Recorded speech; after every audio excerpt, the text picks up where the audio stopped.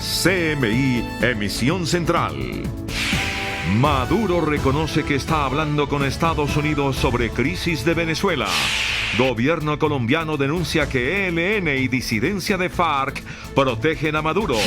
Por vencimiento de términos queda libre ex magistrado Ricaurte, comprometido en cartel de La Toga. Ex subdirector del DAS José Miguel Narváez quedaría libre por asesinato de Jaime Garzón si la JEP lo acepta.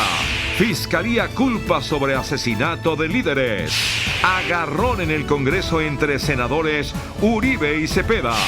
Intención de voto de alcaldes de Manizales y Montería.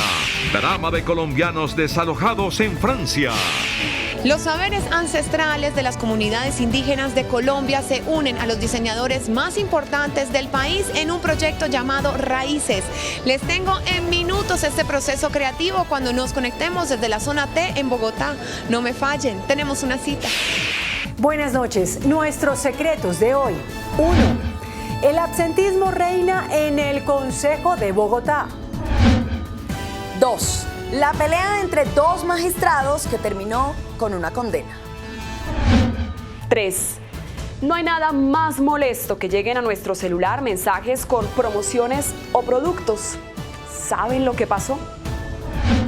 Primera ñapa, un exfiscal fenómeno de los videos musicales. Y mi ñapa, nuestro homenaje a Jaime Garzón. 1, 2, 3 y las 2 ñapas al cierre. Y en deportes todo sobre el juego Mineiro Equidad por Copa Suramericana. Proyecto de ley de Dimayor para castigar con cárcel a amaños de partidos. Margarita Ortega y Luisa Tobo. Buenas noches, bienvenidos a CMI, emisión central. En un hecho sin precedentes, el presidente de Venezuela, Nicolás Maduro, reveló que hay acercamientos entre miembros de su gobierno y funcionarios de la administración Trump para buscar una salida a la crisis que vive el vecino país. Horas antes, el propio presidente Trump hizo lo mismo en una conferencia en la Casa Blanca. Confirmo que desde hace meses hay contactos de altos funcionarios del gobierno de Estados Unidos de Donald Trump y del gobierno bolivariano que yo presido bajo mi autorización expresa, directa. Varios contactos, varias vías. Con estas palabras, el presidente de Venezuela, Nicolás Maduro, confirmó que miembros de su gobierno estarían en conversaciones con funcionarios de la administración estadounidense. Una declaración que también fue respaldada por el mismo presidente Donald Trump. We are talking to the representatives at different levels of Venezuela, yes. I don't want to say who, but we are talking at a very high level. La noticia se conoce un día después de que la agencia de noticias Associated Press alertara que el número 2 del chavismo, Diosdado Cabello, habría sostenido conversaciones secretas con una persona cercana al presidente Trump. Esto con el propósito de establecer garantías en caso de que ocurra una transición política en el país petrolero. Esto ocurre en momentos en los que el jefe del Comando Sur de Estados Unidos, el almirante Craig Fowler, informó que la Marina estadounidense está lista para actuar en Venezuela. Y en Colombia, el canciller Carlos Holmes Trujillo recogió una denuncia del ex embajador de los Estados Unidos en Bogotá, William Brownfield, quien aseguró que guerrilleros del ELN y disidentes de las FARC le prestan seguridad a Nicolás Maduro y a funcionarios del régimen venezolano. El gobierno colombiano acogió como propias las denuncias del ex embajador en Bogotá, William Brownfield, en el sentido de que la guerrilla del ELN y disidencias de las FARC protegen a funcionarios del gobierno Maduro y que este, por supuesto, les da cabida en Venezuela. Quien es además uno de los mayores expertos, señaló que el gobierno de los Estados Unidos tiene evidencias sobre la presencia de organizaciones terroristas protegidas en Venezuela. Cuando usted dice protegidas es distinto a que esas le prestan seguridad a funcionarios venezolanos. Eso quiere decir que están en Venezuela y que cumplen distintas tareas, entre ellas las protege el régimen de Maduro y adicionalmente a eso, según el embajador Brownfield, le prestan protección a Maduro. El gobierno colombiano le da credibilidad al embajador. Citamos eso por la gran autoridad que tiene el señor ex embajador. El canciller también se refirió a la poca ayuda internacional que ha llegado para los migrantes venezolanos a Colombia. De otra parte, por vencimiento de términos, un juez de segunda instancia dejó en libertad al exmagistrado Francisco Ricaurte, acusado de participar en el llamado cartel de La Toga. En una decisión de segunda instancia, el juez 29 penal del circuito de Bogotá otorgó la libertad por vencimiento de términos al exmagistrado de la Corte Suprema de Justicia, Francisco Ricaurte, quien es investigado por el escándalo del cartel de la toga. Ricaurte llevaba 2 años privado de la libertad y sobre esta decisión no recae ningún recurso, es decir, que el exmagistrado continuará el proceso en libertad. El abogado del exmagistrado argumentó ante el juez que este llevaba 2 años privado de la libertad después de que la Fiscalía presentó el escrito de acusación y que aún no se había dado inicio al juicio, cuando el tiempo máximo que permite la ley es de un lapso de 240 días. Y el ex subdirector del DAS, José Miguel Narváez, condenado por el crimen de Jaime Garzón, pidió ingreso a la Jurisdicción Especial para la Paz. De ser aceptado, podría quedar en libertad. Narváez, quien paga una condena de 26 años de prisión por ser el determinador del crimen de Garzón, pidió a la JEP que su caso sea tramitado en la justicia alternativa al considerar que los hechos tendrían relación con el conflicto armado. Esta investigación está relacionada con el conflicto armado, requisito determinante para acceder a la JEP de manera voluntaria. El abogado de la familia de Jaime Garzón señaló que si Narváez entrega la verdad sobre el crimen, no se opondrán a su ingreso a la jurisdicción. Que ofrezca una verdad real y completa sobre quiénes dieron la orden, cómo se planeó este crimen y sobre todo quiénes fueron los beneficiarios del mismo, o sea, quiénes eran los intereses en que se cometiera este crimen. Si la JEP acepta la petición de Narváez, podría quedar en libertad, según advierten personas cercanas al proceso. Lo que haremos es un seguimiento detallado al cumplimiento de estos compromisos. Según varias declaraciones de exparamilitares, Narváez era la persona que le hablaba al oído a Carlos Castaño y habría instigado el homicidio. La Fiscalía reveló que el Clan del Golfo, las disidencias de las FARC y el ELN estarían implicados en la mayoría de asesinatos de líderes sociales. De acuerdo con el más reciente informe de la Fiscalía sobre el asesinato de líderes sociales y defensores de derechos humanos, desde 2016 a la fecha se reportan 302 muertes. De los casos, 177 ya estarían esclarecidos, es decir, el 58%, dejando 33 condenas y 55 procesos en etapa de juicio. De las investigaciones que se vienen adelantando obedecen a diferentes hechos, obviamente por su calidad de víctima, de líder social como víctima, pero realmente no obedece a que algún grupo quiera exterminarlos y sea sistemático sus ataques. Las bandas criminales vinculadas con más asesinatos son el Clan del Golfo con 21 casos, los grupos residuales con 21 procesos y el ELN con 14 asesinatos. Y el ministro de Defensa, Guillermo Botero, anunció un aumento de pie de fuerza en el departamento del Cauca. Aumento del pie de fuerza es la solución que plantea el ministro de la Defensa para hacer frente a la delicada situación de seguridad del Cauca. Componentes de carabineros, investigadores del CTI y un batallón de fuerzas especiales hacen parte de los anuncios del Consejo de Seguridad. 450 soldados adicionales para la tercera división. Viene un batallón contra el narcotráfico. Las comunidades indígenas y campesinas tienen la convicción de desterrar los cultivos de uso ilícito de sus territorios. Esto ha costado el ataque a líderes sociales, atentados contra la Guardia Indígena y amenazas a periodistas. 39 indígenas asesinados en el departamento del Cauca y 148 a nivel nacional. Al final del Consejo de Seguridad se anunciaron capacitaciones especializadas para los alcaldes en la lucha contra el microtráfico. Y la ministra del Interior, Nancy Patricia Gutiérrez, anunció la conformación de un frente común para proteger a familias afectadas por el conflicto armado en el Cauca.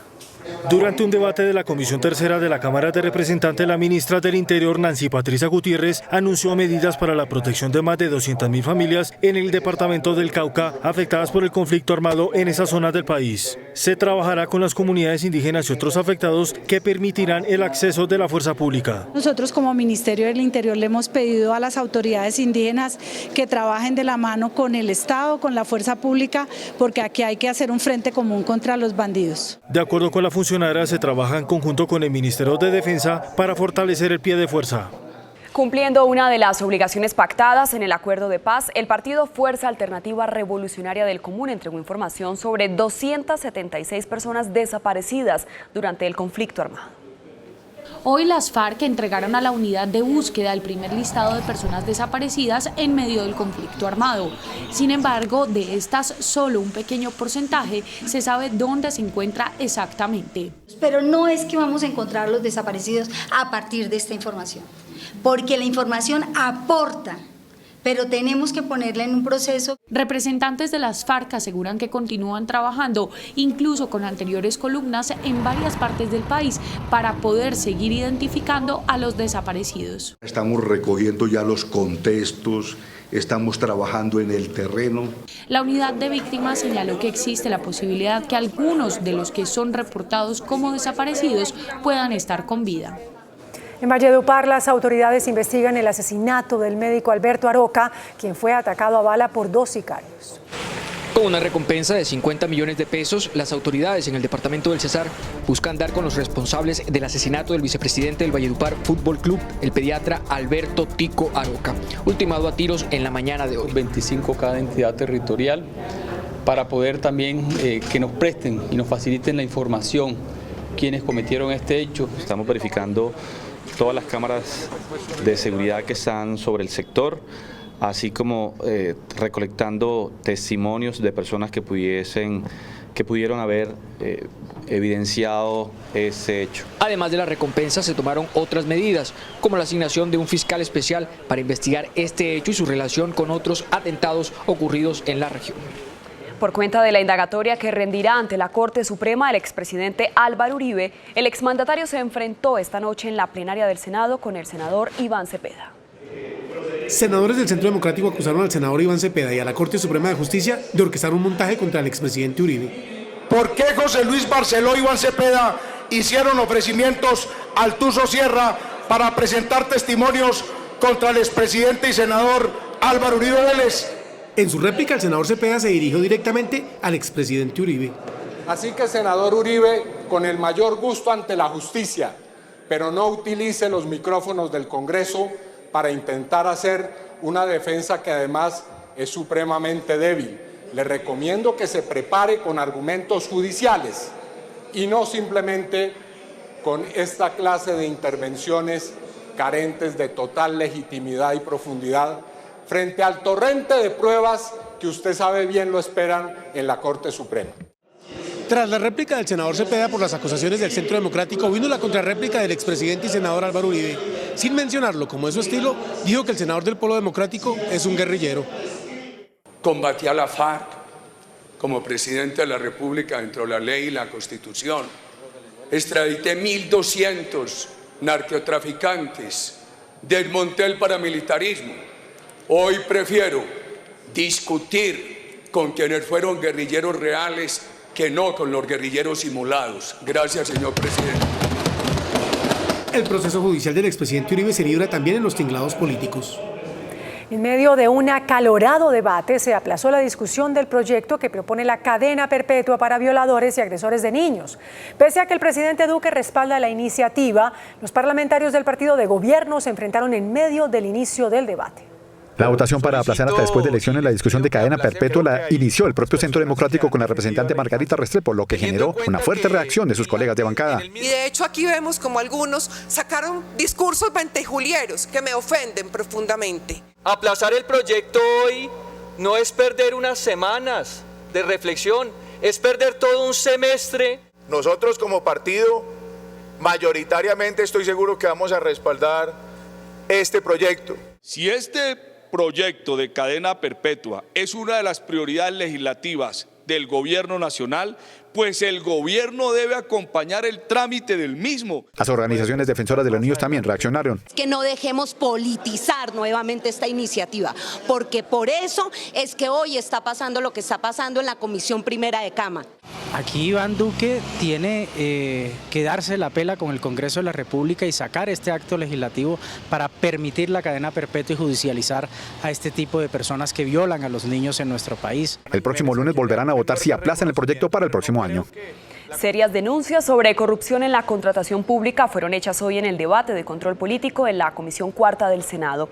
El director de Colombia Eficiente, Andrés Omeara, reconoció que en incumplimiento de contratos, Colombia ocupa el puesto 172 entre 190 países. Una de las mayores críticas es que las contralorías municipales y territoriales están manejadas por políticos.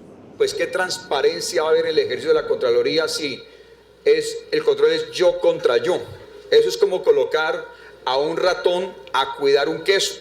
En incumplimiento de contratos, Colombia está en el puesto 172 de 190 países en el Doing Business del Banco Mundial. Es que no se roban ni el 20 ni el 25. Aquí se roban el 100% de los proyectos. La corrupción no solamente está en los sobrecostos, también está en generar costos por debajo de los precios que deberían tener los productos, por debajo del costo de los productos para arrebatar el mercado. Lo que quedó claro en la Comisión Cuarta del Senado es que todos saben cómo se roban las cosas, pero nadie sabe cómo evitarlo. El procurador general Fernando Carrillo denunció esta noche que las bandas criminales están tratando de apropiarse de las alcaldías y las gobernaciones y pidió una acción nacional para detener los infiltrados en la política.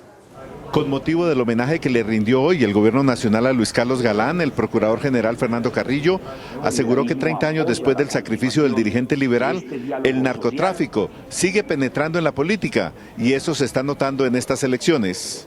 Las elecciones son el plato favorito del crimen organizado y estamos entrando en esa zona de candela que es el proceso electoral y el crimen organizado está tratando de llegar a las alcaldías, a las gobernaciones, a las asambleas departamentales y a los consejos municipales. Y con la ciudadanía, los órganos de control y la justicia tenemos que detener precisamente esa tendencia una vez más en la historia de Colombia.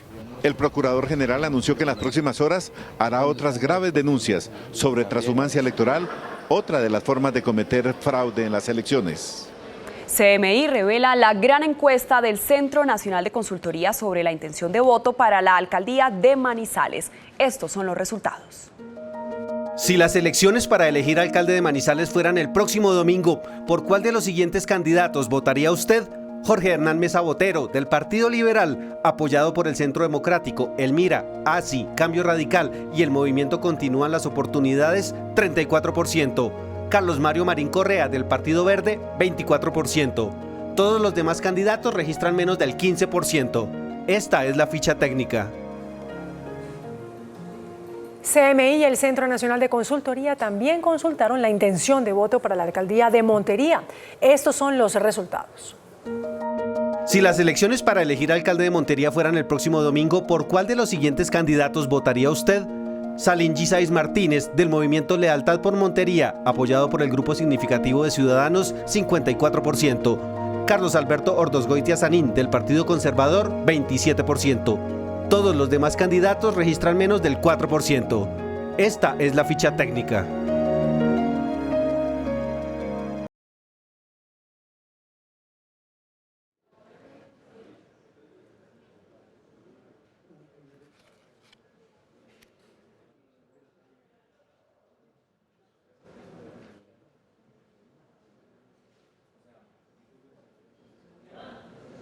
Un ciudadano frustró un robo a una sucursal bancaria ubicada en el norte de Bogotá. En los hechos, un asaltante murió y otro resultó herido. Hombres armados ingresaron a este banco ubicado en el barrio Santa Bárbara, norte de Bogotá. Amedrentaron a los cajeros y se llevaron 16 millones de pesos. Él lo único que dijo a lo último, dijo más groserías y que el que saliera del banco nos pegaba un tiro. Entonces se fue ya como a los 2-3 minutos más o menos fue que empezó el tiroteo. Los delincuentes emprendieron la huida en moto, pero un ciudadano que se percató del hurto les disparó. Los ladrones malheridos se desplomaron a las 2 cuadras chocando contra un árbol.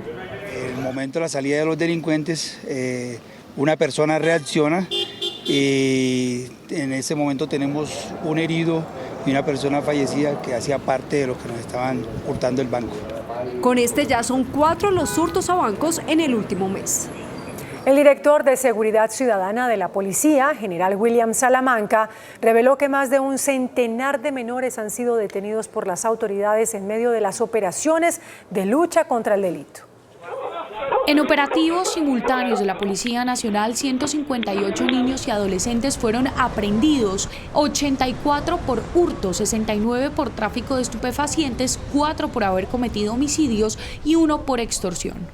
Hacemos un llamado a los padres de familia para que estén muy atentos y muy pendientes del quehacer de sus hijos. La responsabilidad de un padre de familia es esa. También en controles que hizo la Policía Nacional esta semana encontramos niños. Además de esto, el hurto en todas sus modalidades, tráfico de droga y homicidios fueron los delitos que más se registraron en 32 departamentos del país. Y la más reciente encuesta de salud mental en niños y adolescentes presentada por la Universidad Javeriana revela que el 32% de las mujeres adolescentes y el 26% de los hombres ha sufrido eventos estresantes en los últimos 12 meses. La más reciente encuesta nacional de salud mental dada a conocer hoy por la Universidad Javeriana reveló que entre adolescentes el 32% de las mujeres y el 26% de hombres ha sufrido eventos estresantes en los últimos 12 meses. El 9% manifiesta que nunca ha recibido apoyo cuando tiene problemas. Al indagárseles más a fondo, el 19.4% admite tener problemas para aprender matemáticas, el 13.1% para leer o escribir y el 15.9% para concentrarse. Casi 43 de cada 100 jóvenes o adultos jóvenes recuerden su infancia y su adolescencia como marcada por violencia. Nos debe marcar a todos y no le podemos dar la espalda a eso. Además, el 35% de menores entre 7 y 11 años asegura haber sido expuesto a comportamientos violentos. El ministro de Hacienda, Alberto Carrasquilla, propuso la creación de un fondo para blindar económicamente a las empresas frente a acciones judiciales adversas.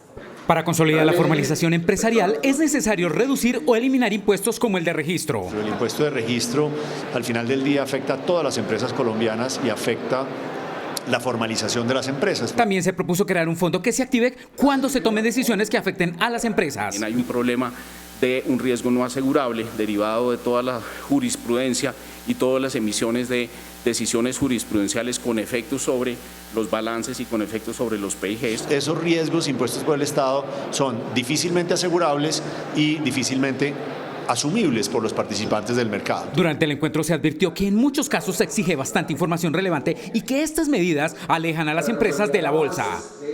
Y el gerente del Banco de la República, Juan José Echavarría, advirtió que el potencial crecimiento de la economía colombiana está entre 3.3 y 3.5%. Tras conocerse las cifras de crecimiento del segundo trimestre, el emisor recalcó el potencial de la economía local. Ese potencial es más o menos 3,5%. Recordó que los brotes inflacionarios son temporales y que el indicador deberá volver a su meta de 3%. Y es muy importante que los agentes entiendan que son choques transitorios, que si los precios de los alimentos suben, no van a seguir subiendo y que a lo mejor van a volver a bajar una vez que mejore el tema de la carretera al llano, de efectos climáticos, etc. Aseguró que el emisor no tiene meta de tasa de cambio, pues esta se deja flotar. Somos solidarios con los sueños de las mujeres de nuestro equipo. Por eso nos reconocieron como un gran lugar para trabajar. Aseguradora Solidaria, un gran lugar para trabajar, un gran lugar para estar asegurado. El ministro de Agricultura, Andrés Valencia, alertó sobre un aumento en los costos de los productos importados en el sector agrícola que podría impactar en el precio final de los mismos. El alza en el precio del dólar hoy en niveles de los 3.400 pesos representará sobrecostos para los bienes agrícolas importados por lo menos de un 17%. El encarecimiento se daría con mayor fuerza para los productores en septiembre cuando disminuyan los inventarios. El aumento en los costos para el productor se trasladaría a los consumidores. Esas importaciones y esa producción de alimento balanceado tiene un peso muy importante en el costo, así que es de esperarse que a partir de septiembre hacia adelante, si la tasa de cambio no cambia tendencia, pues eventualmente se presenten unos incrementos en los costos que seguramente deberán o eventualmente podrían ser trasladados al consumidor. El tema podría generar mayores presiones inflacionarias. El índice de capitalización de la bolsa, que mide el comportamiento de las 20 principales acciones, cerró al alza. El índice de capitalización de la Bolsa de Valores de Colombia subió 0,37% a 1.548 puntos. La acción de Construcciones El Cóndor fue la que más subió, con una valorización de 3,13% a 1.155 pesos. La acción preferencial de Avianca fue la que más cayó, con una pérdida del 9,93% a 1.315 pesos. La acción más negociada de la jornada fue la de Ecolcap, al movilizar más de 39.000 millones de pesos. El dólar cerró a la baja. Indicadores económicos en CMI. La tasa representativa del mercado que regirá para mañana miércoles será de 3.420 pesos con 99 centavos. Los profesionales del cambio compran la divisa en promedio en 3.120 pesos y la venden en 3.170 pesos. Un euro cuesta 3.782 pesos con 50 centavos. La libra de café en Nueva York se cotizó a 95,25 centavos de dólar. El azúcar se transó en 11,43 centavos de dólar la libra. El barril de petróleo WTI se cotizó en $56 con 16 centavos. La referencia Brent para Colombia se cotizó en $60 con 12 centavos. Una acción de Ecopetrol cuesta 2.740 pesos. El gobierno colombiano ofreció ayuda a 45 colombianos que fueron desalojados de una fábrica abandonada ubicada a las afueras de París. La Cancillería colombiana respondió a la polémica desatada por decenas de migrantes colombianos en Francia que denuncian tener que pasar sus noches en un campamento improvisado en la calle desde hace un mes, tras ser expulsados junto a un grupo de 150 personas de una fábrica abandonada en Saint-Ouen, una ciudad cercana a París. El gobierno confirmó que estos connacionales se establecieron de manera irregular en el país europeo desde hace 2 años. Sin embargo, garantizó que se respetarán todos sus derechos. La Dirección de Asuntos Migratorios de la Cancillería también informó que ya les está brindando su asistencia a estos colombianos que buscan regularizar su situación para acceder a subsidios de vivienda y otros beneficios estatales, dado que la mayoría hacen trabajos cuya remuneración no les permite pagar un arriendo o suplir sus necesidades básicas. En Brasil, las autoridades identificaron al hombre que secuestró a 37 personas que viajaban en un bus en Río de Janeiro. El sujeto fue abatido. Sanos y salvos resultaron los 37 pasajeros de un autobús que fueron secuestrados por más de 3 horas por William Augusto da Silva, un joven de 20 años que se subió al vehículo y amenazó con prenderle fuego mientras negociaba con las autoridades. A lo largo de la mañana, 6 de los rehenes fueron liberados, mientras otras 31 personas permanecían retenidas. Sin embargo, horas más tarde, el hombre fue baleado por un francotirador y murió cuando era trasladado a un hospital. Infelizmente não era a melhor possível, o ideal é que todos saíssem com vida, mas nós tivemos que tomar uma decisão de salvar os reféns. Hasta el momento se desconocen los motivos que llevaron al hombre a cometer el acto. En minutos, espere. Nuestros secretos de hoy, 1. El absentismo reina en el Consejo de Bogotá. 2. La pelea entre 2 magistrados que terminó con una condena. 3. No hay nada más molesto que lleguen a nuestro celular mensajes con promociones o productos. ¿Saben lo que pasó? Primera ñapa, un exfiscal fenómeno de los videos musicales. Y mi ñapa, nuestro homenaje a Jaime Garzón. 1, 2, 3 y las 2 ñapas después de Pregunta Ya a mí. Abogados de Cristiano Ronaldo admitieron hoy que dentro de un acuerdo de conciliación le pagaron $375.000 a Catherine Mayorga, la mujer que después lo acusó al atacante de la Juventus de agresión sexual en Las Vegas en 2009. Nos vemos después del 1, 2, 3. Resultados al sondeo. Después de la entrevista en Pregunta Ya Mí con Gloria Pachón, ¿usted cree que valió la pena el sacrificio de Luis Carlos Galán? No, 89,46%. Sí, 10,54%. Muy buenas noches. Hay una gran controversia nacional sobre una licitación que abrió el director del SENA, doctor Carlos Mario Estrada, que objetó el Procurador General de la Nación, que objetó la Embajada Americana y que tiene una cantidad de dudas. El doctor Carlos Mario Estrada, gerente del SENA, es nuestro invitado de esta noche. ¿Qué es tanto ruido que hay con la licitación, doctor Estrada? Yamil, buenas noches. Un saludo muy especial para usted y todos los televidentes. Gracias. Son básicamente 4 inquietudes las que ha planteado el señor procurador. La primera, el techo presupuestal. ¿Cómo se definió esta cifra de 739.000 millones de pesos que va a servir para modernizar todos los servicios tecnológicos que el SENA tiene actualmente? ¿Cómo se hizo?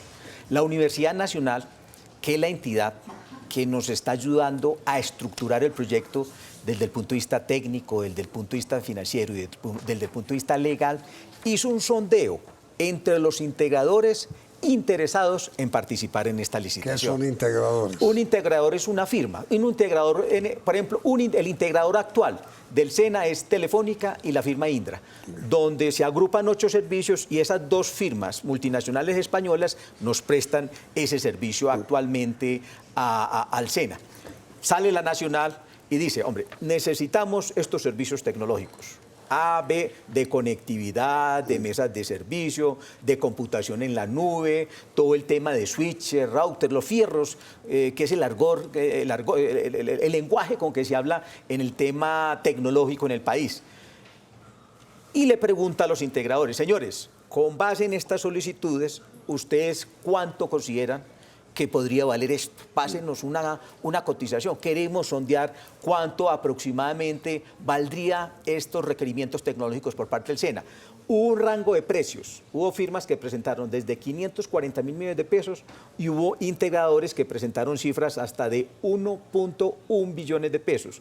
Con base en ese estudio, la Universidad Nacional determinó un precio promedio, digamos que es un precio promedio ponderado, que la cifra, el techo presupuestal serían 739 mil millones de pesos. Un techo presupuestal aprobado por el Ministerio de Trabajo, aprobado por el Departamento de Planeación Nacional y por el Ministerio de Hacienda. Ese es el techo presupuestal. ¿Lo aprobaron esas dependencias? ¿Lo aprobaron? Sí, señor. Okay. Mediante ese mecanismo se llegó a la cifra de 739 mil millones de pesos. El asunto, doctor Estrada, es que el procurador dice que tiene dudas sobre el estudio de mercado que dio lugar a la estimación del presupuesto del proceso, es decir, al estudio de la nacional. Sí, señor. Hay inquietudes. Hay algunas firmas que han manifestado que ese precio es muy bajo para los requerimientos que está haciendo el SENA. Pero también hay otras firmas, Yanmi, que ya han manifestado por escrito que están dispuestas a participar en esta licitación, bajo las condiciones y el techo presupuestal definido actualmente. Ese techo presupuestal le indica a los integradores que no se pueden pasar. ¿Y cómo va a ser la matriz? Que ahí es donde interviene el SENA, conjuntamente con la Universidad Nacional. ¿Cómo va a ser la matriz de selección del integrador? Hay una matriz donde una de las variables, por ejemplo, es el precio.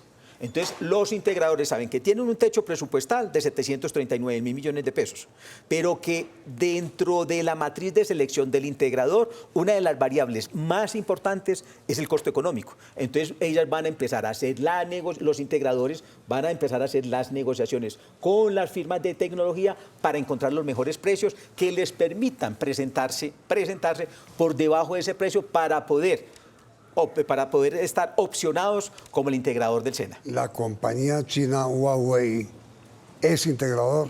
No. Esa es una muy buena pregunta. Pero no, termino. Si no es integrador, ¿por qué razón un funcionario de la Embajada de los Estados Unidos fue a su despacho a pedirle que no debería adjudicarle a Huawei esa licitación? Sí, que tener inmediatamente después de comercial. Perfecto.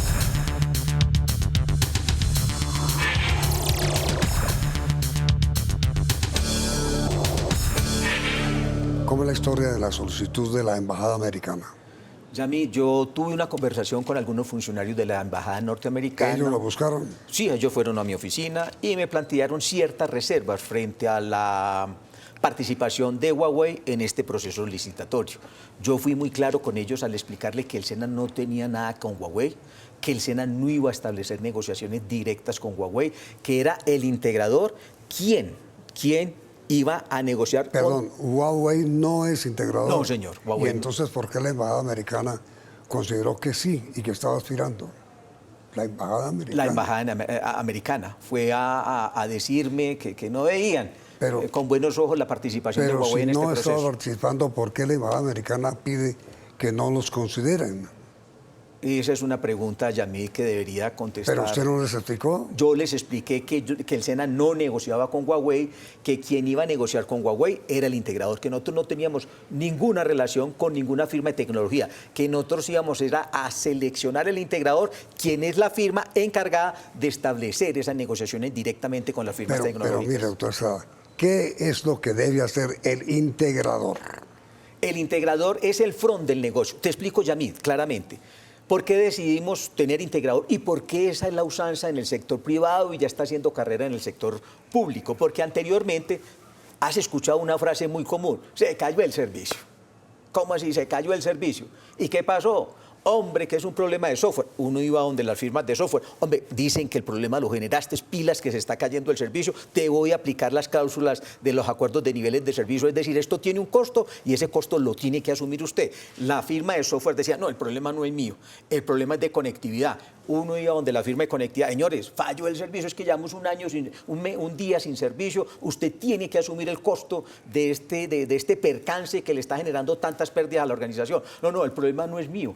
El problema es de las bases de datos. Sí. Y te pimponeaban. ¿Por qué entonces ya en el mundo se está usando el integrador? Usted me responde, es que usted fue el que negoció con los 11, pero el servicio se le cayó a usted, porque usted es el front y usted me tiene que responder por los 11 servicios que en este momento tiene el SENA. Esa es una figura que en el SENA la venimos aplicando, vuelvo a repetir, de los 8 servicios que tenemos, de los 11, hay 8 que en este momento tenemos a través de un integrador, que es el grupo Telefónica y el grupo Indra. Hay otros servicios que maneja conectividad, en este momento la maneja la firma mexicana Claro, pero decidimos empaquetar, teníamos 8 empaquetados, decidimos sumar estos 3 para que haya una mayor integralidad y no haya ese pimponeo que te acabé de escribir anteriormente. Si el servicio se cae, usted me responde y a usted le aplico los acuerdos de niveles de servicio y usted, señor integrador, es el que tiene que definir de las 11 empresas que están trabajando con usted, ¿cuál fue el que falló? Pero un momentito. Pero de todas maneras, el integrador que llama usted tiene que contratar servicios de Huawei. De cualquier firma. Pero Huawei incluida. Huawei puede ser uno de los oferentes en el componente de switches. Sí, de routers, los fierros que dicen. De ser contratada por el integrador. Tiene la opción. Sí, como todos los demás. Exactamente. ¿Que son quiénes? Huawei. De todos los componentes tecnológicos. Mencióneme, por favor. Huawei, Hewlett Packard, está Motorola, están una cantidad de firmas. Que todos aspiran a que sean escogidos por el integrador. Sí, señor. Entendí, ya. Ahora, el asunto, doctor Estrada, es que el Procurador General le solicitó a usted suspender ya la licitación. ¿Usted le hizo caso? Sí, por supuesto, Yamil. Yo no quiero forzar esta decisión. Yo quiero acertar que esta licitación esté blindada de cualquier duda. ¿Yo para qué voy a correr? Ante esa sugerencia del señor procurador, yo la acaté y le dije, señor procurador, no tengo ningún inconveniente en suspender esta licitación. Lo que pudo haber pasado es que la embajada americana no tiene interés ninguno en que Huawei sea escogido por el integrador. Como ya no hay tiempo, doctor Estrada, responda a esa pregunta y otras más en el programa que transmitiremos mañana. ¿De acuerdo? Mañana continúa la entrevista con el doctor Estrada, director nacional del SENA, y el escándalo que se ha formado con la licitación de telefonía. Sí, señor. Muchas gracias. A usted los invitamos ahora a nuestro tradicional 1, 2, 3. Nuestros secretos de hoy. 1. Así lucen por estos días las curules en el Consejo de Bogotá. En el recinto asustan. Ya se empiezan a sentir los efectos de la campaña electoral. Algunos de los concejales brillan por su ausencia y la gran preocupación es cómo se va a garantizar el quórum para la discusión del plan de ordenamiento territorial si los cabildantes están ocupadísimos haciendo campaña. Es tal el nivel de inasistencia y poca permanencia en el recinto que el concejal Celio Nieves propuso suspender el trámite del plan. Ese trámite debiera suspenderse, porque indudablemente hay un afán electoral de la coyuntura normal del último año, de este último año de sesiones de la corporación, que va a afectar indudablemente la decisión que se debe tomar. Desde la presidencia del Consejo se anuncia un control riguroso para garantizar la asistencia de los concejales. La responsabilidad del quórum la tiene cada concejal de manera individual y el sistema nuevo que tiene el Consejo de Bogotá es un sistema muy estricto que controla cada determinado tiempo cuántos concejales estamos. El primer debate del POT será a principios de octubre. Complicado, muy complicado. 2. Desde 2012, 2 magistrados del Tribunal Administrativo de Cundinamarca tienen pelea. Se trata de Nelly Villamizar y Freddy Ibarra, pelea casada por un caso de corrupción ocurrido en esa entidad. Se trata de un proceso por el presunto pago de un soborno de 150 millones de pesos al secretario del Tribunal de Cundinamarca, Misael Bautista, por parte del exalcalde de Cota, Juan David Balcero, quien buscaba ser favorecido con una decisión judicial. Cuando se conoció el presunto acto de corrupción, la magistrada Villamizar y su esposo, Justo Peñaranda, acusaron al magistrado Ibarra de haber recibido parte del dinero. Pese a las denuncias y tras 7 años de investigación, la Fiscalía aún no tiene certeza de si el soborno que pagó el exalcalde de Cota llegó al despacho de algún magistrado y por el momento la responsabilidad se ha centrado en el secretario del tribunal. Tras la ola de denuncias de parte y parte, un juez condenó a Justo Peñaranda, esposo de la magistrada, por el delito de calumnia, por acusar sin pruebas al magistrado Ibarra. Peñaranda tendrá que pagar 199 millones de pesos y no podrá ejercer cargos públicos por 2 años. 3.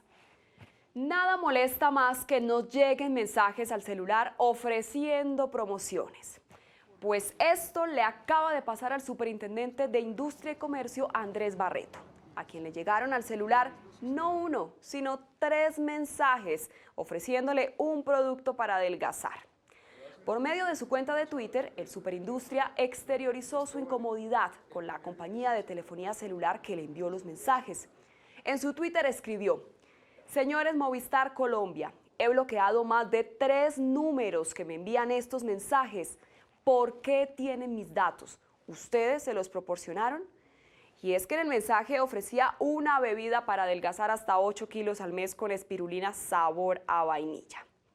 Movistar respondió por Twitter: hola, en el siguiente enlace podrás verificar la política de Colombia Telecomunicaciones para el tratamiento de datos personales. Cualquier inquietud adicional, por mensaje directo te ayudaremos. ¿Saben cuál fue la respuesta del Superindustria? Movistar Colombia, no quiero conocer su política de datos personales. Quiero conocer mi consentimiento informado para que me lleguen mensajes de productos alimenticios y suplementos dietarios. ¿Quién dijo miedo? ¡Ay, ay, ay! No saben con quién se metieron. Nada menos que con el funcionario que está al frente de la entidad encargada de vigilar que se cumpla la política de protección de datos personales. ¿Qué tal el lío? Primera ñapa. El exfiscal Mario Iguarán se convirtió de la noche a la mañana en un fenómeno de los videos de la música. Iguarán, quien aparece en este video de la canción Amor Ilegal, que interpreta a la cantante Angélica Sierra, conocida como la voz del despecho, logró que miles de colombianos comenzaran a buscar la canción a través de los portales y los sitios de internet. Me enamoré de un amor prohibido y aunque he querido dejarlo no puedo. El video, que habla de una historia de infidelidades en las que el exfiscal interpreta al supuesto amante de la protagonista, acumula casi 8.000 visitas en 4 días de publicación, un promedio de casi una visita por minuto. Nuestro amor es ilegal, lo debemos ocultar. Vea usted, un talento oculto que no le conocíamos al exfiscal Iguarán. Y mi ñapa, en el mes del homenaje a la memoria de Jaime Garzón, les presentamos hoy su diálogo con la actriz y cantante colombiana Claudia García. Ella es hermana de la reconocida actriz Dana García y está casada con Diego Velasco, hijo del gran presentador mexicano Raúl Velasco, reconocido por su inolvidable Siempre en Domingo. Tiene 2 hijos, está radicada en México y totalmente alejada de la actuación. Claudia es hija del artista Claudia Osuna y Jaime quedó totalmente enamorado cuando la entrevistó.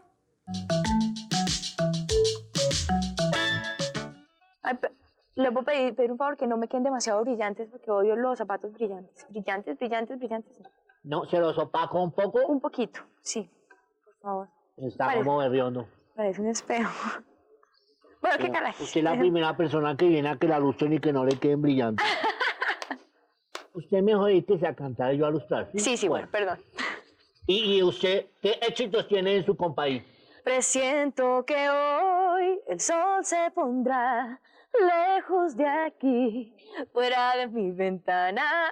Parece que ayer solo me dejó huellas en la arena que este mar borró. ¡Ah, concierto privado! Pero sí canta. Claro. Hay tanto cantante. ¿Usted cree que, por ejemplo, la señorita Ola Cristina Greiner canta? Pues cuando yo trabajaba con ella en la casa de Las Dos Palmas cantaba y cantaba muy bien. No sé, ahorita hace mucho tiempo no la oigo. Por ejemplo, ¿usted cree que la señorita Lady Noriega canta?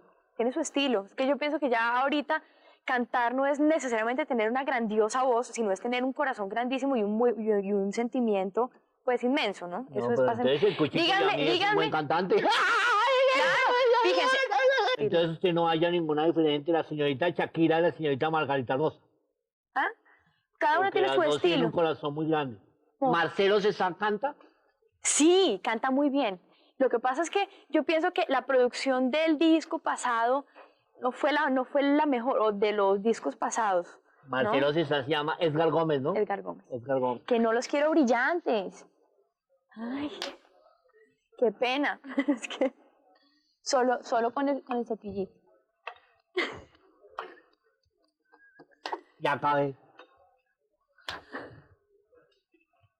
Venga, le doy un beso. Tan lindo, gracias.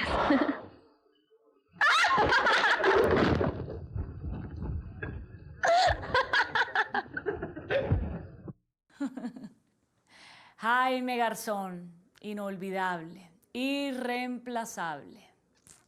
Hasta mañana. Que descanse.